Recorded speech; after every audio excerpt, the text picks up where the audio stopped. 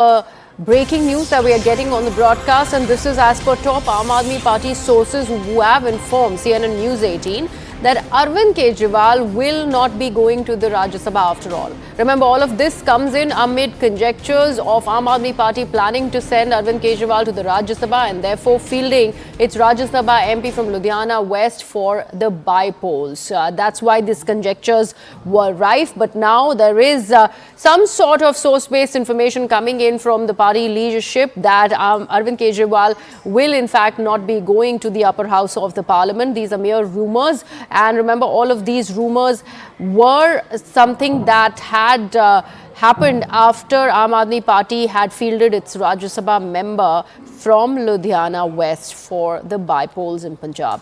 My colleague Suraj is with us on the broadcast. Suraj, Arvind Kejriwal Rajya Sabha नहीं जाएंगे, ये पूरी तरह से कह रही है आम आदमी पार्टी, एटलीस्ट सोर्सेज तो यही बता रहे हैं. तो बाय-पोल्स में एक राज्य सभा आम आदमी पार्टी कैंडिडेट के फील्ड करने का क्या मकसद?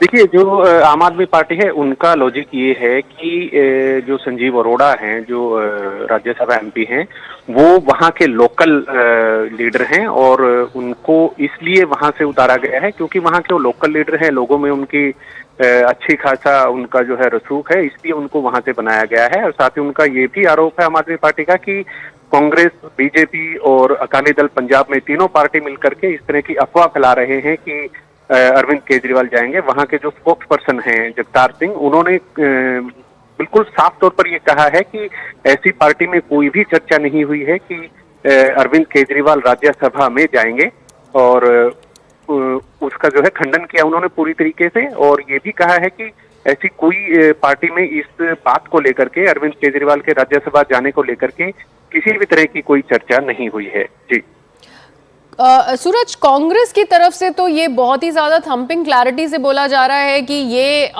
जो एक मूव है आम आदमी पार्टी की तरफ से, ये पक्का से अरविंद केजरीवाल को पार्लियामेंट भेजने का ही मूव है. इसको किस तरह से निगेट करती दिख रही है आम आदमी पार्टी?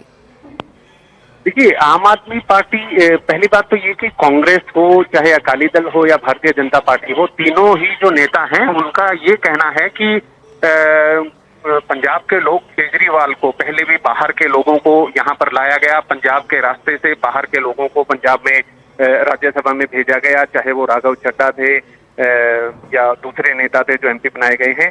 तो ये इन तीनों जो ऑपोजिशन पार्टीज हैं उनकी तरफ से कहा जा रहा है कि इनको जो है अरविंद केजरीवाल को भी अगर यहाँ लाए जाएंगे, जो कि अभी तय हो गया है, विरोधी पार्टी कह रही है, तो उनका यही कहना है कि केजरीवाल खुद जो है वो सत्ता के बिना नहीं रह सकते हैं.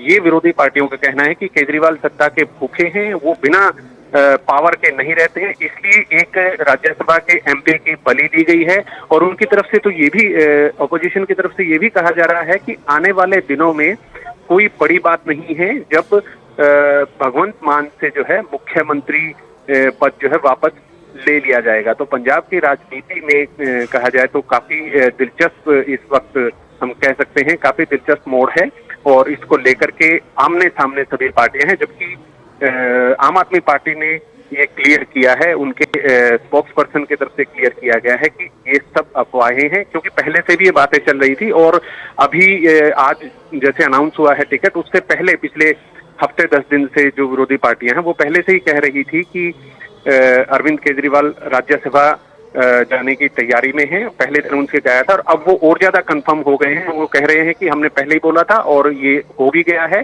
तो ये होने वाला है, इसमें कोई दो राय थी. लेकिन आम आदमी पार्टी इसको categorically deny कर रही है. Right, Suraj, thank you so much for all of those inputs there. And with that, we're shifting our focus. Let's take a look at what is happening in Bangladesh now, as there is unrest that is being reported out of our neighboring nation, even as their army chief, General Waqar Zaman, has now dropped a big hint, raising alert over the threat of